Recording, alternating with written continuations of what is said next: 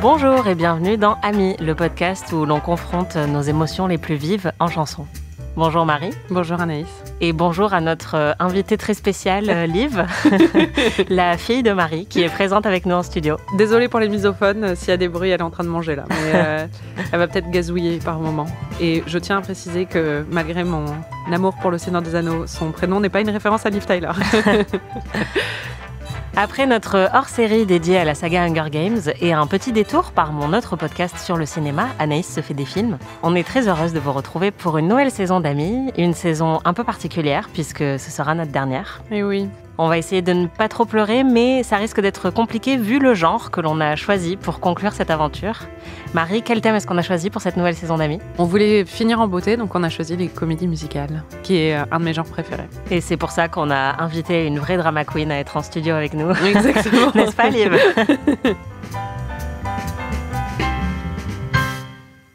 Pourquoi est-ce qu'on a choisi les comédies musicales pour notre dernière saison ? Pourquoi ? Parce que les comédies musicales, c'est merveilleux. Si on est toutes les deux amoureuses des comédies musicales aujourd'hui, ça n'a pas toujours été le cas. Je crois que toi, ton rapport a pas mal évolué, alors que moi, c'est un genre que j'affectionne particulièrement depuis l'enfance. Et du coup, je pense qu'il y a plein de choses à dire. Ça traverse l'histoire du cinéma, il y a énormément d'émotions. Ça fait longtemps qu'on veut faire un truc sur les comédies musicales. Et on voulait pas dire adieu à ce podcast sans l'avoir fait. Ouais, je pense que c'est un aspect assez fort de notre amitié au final. Enfin, on s'est vite retrouvés sur certaines comédies musicales, dont celle dont on va parler aujourd'hui. Et je pense que ça fait souvent partie de nos conversations et de nos références communes. Donc c'est vrai que pour ce podcast, ça aurait été un peu bête de pas en parler. Et en plus, je pense que c'est des films qui nous procurent des émotions généralement très intenses à toutes les deux. Et ça fonctionne très bien dans ce podcast. Tout à fait. Moi, je pense que c'est un de mes grands genres préférés depuis l'enfance. Le premier film pour lequel j'ai eu un rapport très intense, c'était Mary Poppins. Évidemment, enfin, de toute façon, les films de Disney en général sont des comédies musicales. Mais Mary Poppins, j'ai été vraiment très amoureuse de ce film. D'ailleurs, on va le voir dans cette saison. Et après, par exemple, Grease, c'est un film que j'ai vu, revu des dizaines de fois. Je sais pas si on peut dire que, par exemple, Dirty Dancing est une comédie musicale, mais c'est un film de danse. Et ça, c'est pareil. C'était vraiment des films qui alliaient chansons, danse, numéros musicaux en général. Romance. Exactement. C'était vraiment des films qui ont marqué vraiment mon enfance. Les films de Marilyn Monroe aussi, j'adorais. On va en voir aussi pendant cette saison. C'est un genre que j'adore, qui me transporte complètement, qui pour moi est un peu la quintessence du cinéma hollywoodien ou du cinéma tout court. Ça représente un peu toute la suspension d'incrédulité, tout le merveilleux qu'il peut y avoir au cinéma. Ça me transporte, quoi. Et enfin, vraiment, j'adore ça. Et puis en plus, il y a un plaisir tout particulier à pouvoir revisiter les musiques d'une comédie musicale sans voir le film, mais en étant à nouveau transporté dans l'univers. Qu'est-ce que t'aimes dans les comédies musicales ? Tout ce que je viens de dire, la musique et tout. J'aime le côté un peu grandiloquent aussi. J'adore les costumes en général parce que c'est quand même des œuvres qui ont tendance à apporter une très grande attention justement au décor, aux costumes. J'aime les numéros musicaux en général, donc tout ça, tout le côté un peu merveilleux, quoi. Et toi, c'est quoi ton rapport aux comédies musicales, Anaïs ? J'ai un rapport très différent du tien. Moi, j'ai mis beaucoup de temps à aimer les comédies musicales. Je pense que, comme beaucoup de gens, j'étais très réfractaire au début parce que j'imaginais que c'était un genre assez naïf et sans doute un peu trop grandiloquent, qui était aussi associé à la romance, et c'est vrai que c'est un genre que j'aimais pas trop, mais c'est des genres que je jugeais sans les connaître en fait, comme les comédies romantiques. La catharsis du genre de l'horreur me plaisait beaucoup, mais dans ces genres-là, j'avais l'impression que c'était des émotions beaucoup plus colorées et joviales, qui étaient des émotions que je rejetais ardemment quand j'étais adolescente. Et il y a un côté très sincère aussi, même si c'est un peu décalé toujours, mais il y a un côté très earnest, quoi. Ouais, mais en plus je pense que même ça je le savais pas, tu vois, parce que j'en avais pas vu des masses. J'étais attirée par les œuvres un peu plus sombres, même assez tôt, et donc j'imaginais pas qu'il puisse y avoir vraiment de la profondeur dans les comédies musicales ou que ça puisse déclencher des émotions qui, moi, me parleraient. Et par exemple, les films Disney, t'aimais bien ? J'aimais bien quand j'étais vraiment enfant, quoi. D'accord. Mais j'ai jamais revu Le Roi Lion, ou quand je vais à Disney avec des potes qui connaissent les chansons par cœur, je comprends pas, parce que moi, c'est vraiment des films, après 7 ans, c'était plus jamais, quoi, tu vois. Ouais. Et... Je regarde encore Mulan. Ouais. Ouais, en gros, je pense que comme ma spécialité est la répression des émotions, je n'avais pas forcément envie d'aller remuer, à mon avis, certaines émotions, et notamment toutes les émotions un peu jolies qu'on peut trouver dans les comédies romantiques ou les comédies musicales, l'espoir, l'amour, la joie, la liesse. Je pense que c'était des choses qui me faisaient peut-être peur, et c'était beaucoup plus facile, effectivement, de rester fermée émotionnellement et de me diriger vers des genres qui n'allaient pas me confronter à ça. Et en fait, ce qui s'est passé, c'est que après ma première grosse rupture, j'étais chargée de travailler sur un dossier sur les plus grands films d'amour de tous les temps. Et on m'avait donné une liste que je pouvais un peu réarranger à ma manière et modifier. Mais dans cette liste, il y avait Les Parapluies de Cherbourg. Et j'avais jamais voulu voir ce film. Et là, j'y ai été forcée. Et en fait, avec à peine quelques semaines après mon premier cœur brisé... Hein bah oui, je sais. Et donc, elle est vraiment j'étais très triste. Beaucoup d'empathie déjà, très jeune et déjà beaucoup d'empathie. Et donc après mon premier cœur brisé, voir Les Parapluies de Cherbourg, ça a un peu déclenché quelque chose de nouveau en moi. Et j'ai réalisé, je pense... Waouh, des nouvelles émotions. J'imagine c'est Inside Out dans la liste. D'un coup, il y a un truc qui apparaît à cause des Parapluies de Cherbourg. Non, parce que j'étais hyper triste. Et en fait, j'ai réalisé tout l'intérêt des comédies musicales pour quelqu'un comme moi. C'est-à-dire que ça pouvait venir toucher quelque chose de triste et de sombre en moi à ce moment-là, parce que c'est l'histoire d'une séparation, Les Parapluies de Cherbourg, et ce moment où ils sont à la gare et où ils se séparent et elle lui court après en hurlant « je t'aime, je t'aime, je t'aime », ça m'a complètement chamboulée et ça m'a fait pleurer toutes les larmes de mon corps et ça m'a fait du bien. Et donc j'ai réalisé que la catharsis des comédies musicales, elle pouvait aussi avoir un intérêt pour moi, et je me suis assez vite remise de cette rupture en considérant que c'était quand même la première fois que je me faisais larguer. Et je pense que c'est en grande partie grâce au cinéma et en grande partie grâce à tous ces films d'amour que j'ai été forcée de voir à ce moment-là. Et à partir de là, je pense que j'étais plus ouverte à en voir d'autres. Et je pense que je devais avoir 20 ans, 21 ans, un truc comme ça. Et il se trouve qu'il y en a eu d'autres qui ont suivi au cinéma et que j'étais ouverte pour les voir à ce moment-là, parce que je pense que c'était ça un peu la faille originelle qui avait été ouverte en moi. L'origin story d'Anaïs et les comédies musicales. Est-ce qu'il y a un type de comédie musicale que t'aimes pas du tout ? Je n'aime pas les comédies musicales type opéra moderne où en fait tout est chanté. Donc dans Les Parapluies de Cherbourg, ça m'énerve. Et le pire que j'ai vécu, et bon, je veux pas comparer Les Parapluies de Cherbourg avec cette comédie musicale-là, parce que Les Parapluies de Cherbourg, c'est quand même un très très beau film, je le reconnais. Ouais. Mais c'est juste qu'il y a des moments où je suis un peu genre, oui, je vais chercher de l'essence. Enfin bon, je suis là, bon d'accord. Ouais, c'est hyper crispant. Enfin moi aussi, ça m'avait crispé la première fois. Ouais, c'est ça. Non, le pire, c'est vraiment... Et je crois que c'est la seule fois que j'ai eu une réaction aussi vive et négative à une comédie musicale, c'est Les Misérables, quoi. Il a fallu que je sorte plusieurs fois de la salle de ciné pour pouvoir respirer. J'en pouvais plus. Ils ne parlent jamais, ils ne font que chanter. Les chansons il y en a quelques-unes qui sont très connues et catchy, dont on se souvient, quoi. Mais le reste, c'était d'une lourdeur, mais c'était horrible. Mais le problème, c'est qu'il a choisi aussi un style de mise en scène qui se voulait réaliste, c'est-à-dire qu'il voulait que toutes les chansons soient interprétées en direct pendant les prises.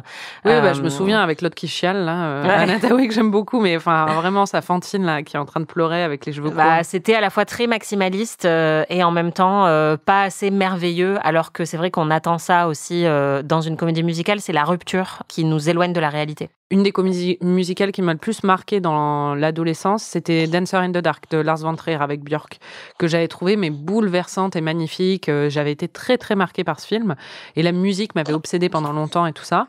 Mais pour le coup, c'est pas du tout le même genre de film, mais du coup, il y a quand même des comédies musicales. Elles ont pas forcément besoin d'être solaires pour que je les aime, quoi. Oui.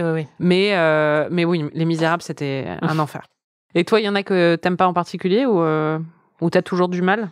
Non, franchement, je pense que j'ai rattrapé quasiment tout, même s'il y en a encore quelques-unes qu'on va faire dans cette saison que je connais pas bien, mais je pense que j'aime tout. Après, je pense que j'ai une affinité pour les dark musicals un petit peu, mais pas tous, parce que par exemple, j'aime pas Sweeney Todd, mais j'aime pas trop Tim Burton. Je suis pas fan non plus. Ouais. Mais j'aime beaucoup, enfin une de mes préférées, c'est Que le spectacle commence de Bob Fosse, qui a aussi fait Cabaret, et moi c'est ma préférée des deux, mais les deux c'est le même ADN, c'est des comédies musicales très sombres.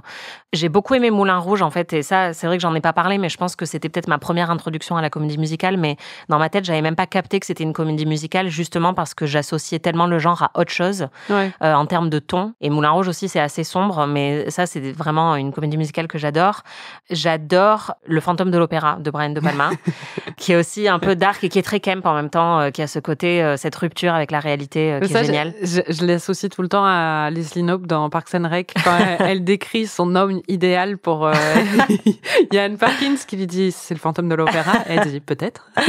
Putain, en vrai, j'aimerais trop te montrer le fantôme de l'opéra dans cette saison. C'est trop bien. Mais après, j'adore Singing in the Rain comme toi. Je pense que ça fait partie de nos préférés à toutes les deux. J'aime beaucoup Pitch Perfect et ça, je pense que c'était aussi au moment de ma transition vers le genre. C'est vrai que après, c'est marrant parce qu'il y a plusieurs types de comédies musicales et je pense qu'on va en parler. Mais Pitch Perfect, typiquement, c'est un film où il y a de la musique. Mais est-ce qu'on peut appeler ça une comédie musicale vu qu'en fait, c'est pas des numéros chantés qui sont inclus dans l'histoire? C'est-à-dire que c'est pas des scènes qui sont chantées, c'est des numéros dans le film. Il n'y a pas des moments, des parenthèses où les personnages se mettent à chanter alors que tu te demandes pourquoi et ils dansent dans la rue ou des choses comme ça. C'est toujours sur scène, quoi. Mais je pense que, c'est considéré comme une comédie musicale, mais justement, c'est ce qu'on va voir dans cet épisode, c'est que il y a eu une disparition de la comédie musicale traditionnelle qui a été relancée par La La Land, puisque c'est le film dont on va parler cette semaine. Mais en fait, les tentatives de comédie musicale, justement, à cette période dans les années 2010, c'était des films comme Pitch Perfect ou Magic Mike, qui avaient en fait la structure d'une comédie musicale avec des numéros, mais où c'était beaucoup plus discret en fait. C'est-à-dire que c'est pas des moments où les personnages vont rompre avec la réalité et se mettre à chanter dans un décor totalement merveilleux. C'est intégré à l'intrigue, qui est une intrigue qui est assez réaliste en fait. Ouais, pour moi c'est presque plus Magic Mike, c'est un film de danse. Et Pitch Perfect, c'est un film de danse, mais en fait où la danse est remplacée par du chant. Dans le sens où c'est comme Save the Last Dance ou des trucs comme ça, où c'est des moments qui sont dans des compétitions, des choses comme ça, et c'est pas des moments merveilleux. Oui. Où on rompt avec la réalité, justement. Il y en a une aussi qui est géniale et qui est sortie récemment, c'est RRR, qui est un film indien. Ah oui, je me souviens que t'avais adoré ça. Putain, c'est incroyablissime, vraiment. Si vous avez l'occasion, je crois qu'il est sur Netflix en ce moment. C'est un film vraiment exceptionnel qui avait même été aux Oscars cette année. Et je pense que ça a introduit beaucoup de monde aussi au cinéma indien, qui n'est pas particulièrement connu par une partie du monde occidental. Mais ça, c'est vraiment une très très bonne comédie musicale et pour le coup, très grandiloquente. Pour le coup, j'ai vu pas mal de comédies musicales de Bollywood et c'est toujours très grandiloquent. Mais les numéros musicaux sont incroyables du coup. Bon, c'est un genre aussi qui doit beaucoup à Broadway, évidemment, le genre de la comédie musicale cinématographique.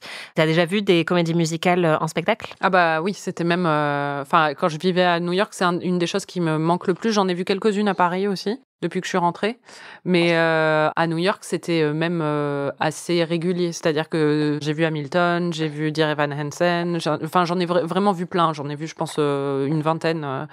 Et j'adorais y aller. Il y avait un côté, c'est tellement merveilleux de voir sur scène. Et j'ai même converti mon ex qui était très anti-comédie musicale en allant les voir sur scène, il a été converti, quoi. Toi, t'en as vu ? Je pense que ma première, c'était peut-être avec toi. Ça devait être Book of Mormon à New York. Et c'est vrai que j'avais adoré. J'ai vu Les Misérables à Londres et j'ai pleuré pendant 3 heures non-stop. Après, sur scène, ça doit être plus impressionnant qu'en film, quoi. En fait, la comédie musicale elle-même est géniale. C'est-à-dire que les chansons, moi, je les adore et j'avais détesté le film. Et après, je réécoutais les chansons tout le temps, la bande-son du film. Et j'y ai pris goût. Et quand je l'ai vu à Londres, je me suis rendu compte que je connaissais tout par cœur. Mais vraiment, pendant 3 heures, je connaissais tout. Et j'étais en larmes. C'était vraiment une expérience incroyable. Et à Paris, j'ai aussi vu Jésus de Nazareth. C'était une expérience intéressante. C'était pour le boulot. On s'était dit, pourquoi pas, on va aller voir ce que ça donne, une comédie musicale à la française, parce que c'est vrai qu'on a quand même une petite tradition aussi en France. Mais voilà, j'écoutais, comment ça s'appelle, Les Rois du Monde. Ouais. Mais voilà, donc j'en ai vu moins que toi, mais c'est vrai que j'aime beaucoup ça. Et quand je vais à Londres ou à New York, maintenant, je regarde les billets pour essayer d'en choper une.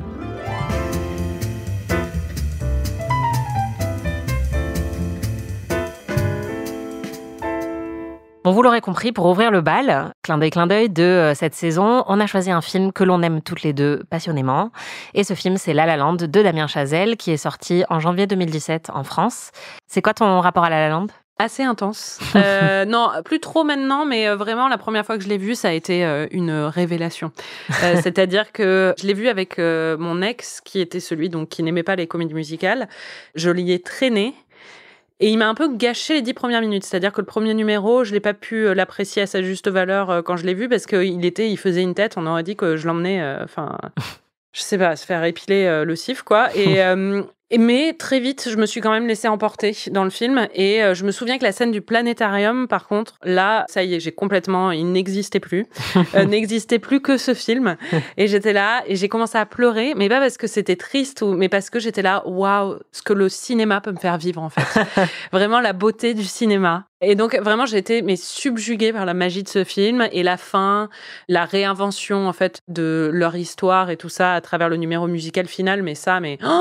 J'étais en larmes. Et bon, j'ai saigné cette BO, mais je la saigne toujours aujourd'hui. Et puis, on avait voyagé toutes les deux avec un ami qui s'appelle Ambroise. Salut Ambroise.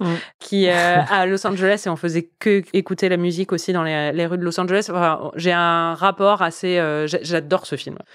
Je pense qu'il a des petits défauts et des trucs comme ça, mais je pense que le backlash qui s'est pris est complètement injuste et je suis prêt à le défendre jusqu'au bout. Et toi ? Ouais, moi j'ai vécu la même chose que toi avec la scène du planétarium, mais avec la scène d'ouverture. J'ai été terrifiée à l'idée d'aller voir ce film parce que je suis très très fan de Ryan Gosling et j'avais beaucoup d'attentes pour ce film. Il était très hypé puisqu'il avait été diffusé au Festival de Toronto et ça avait été un énorme succès. Justement, le renouveau de la comédie musicale était déjà annoncé. Damien Chazelle était un réalisateur très en vue depuis Whiplash. Le casting faisait rêver et donc je suis allée le voir pour l'avant-première à Paris et j'ai passé toute la journée à me répéter ça va être nul, ça va être nul, ça va être nul, ça va être nul, ça va être nul parce que mes attentes étaient tellement élevées que je t'arme.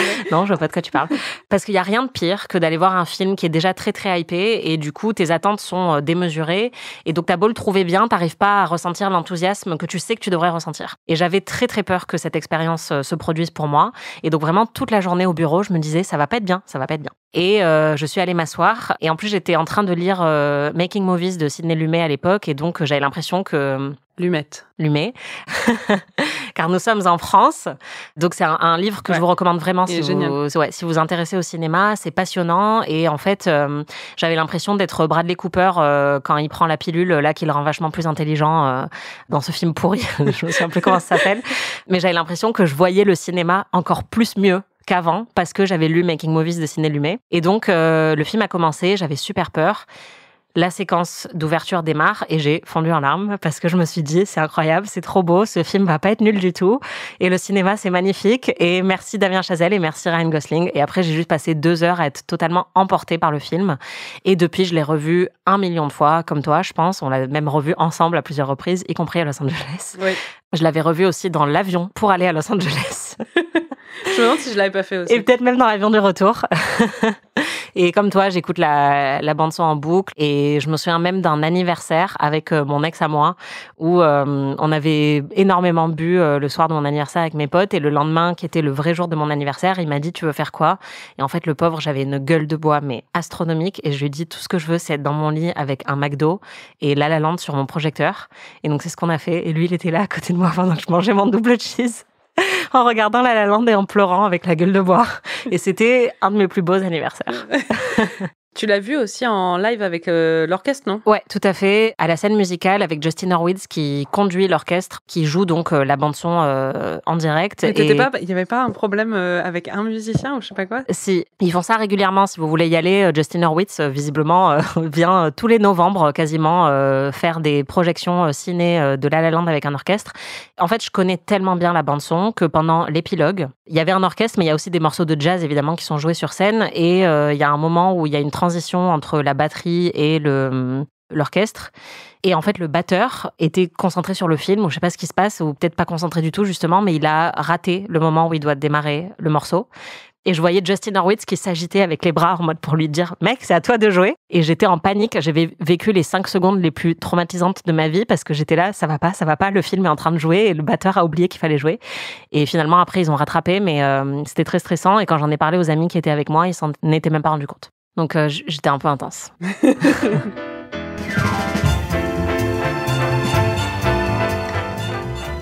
On va donc aller voir La La Land pour la 8 millionième fois toutes les deux. Et puis, on en parle tout de suite après. On se retrouve dans l'épisode débrief qui sera diffusé vendredi. Et on a très très hâte d'en parler avec vous. Salut ! Salut ! Ami est un podcast d'Anaïs Bordage et Marie Telling, produit par Slate Podcast. Production éditoriale, prise de son et réalisation, Aurélie Rodriguez.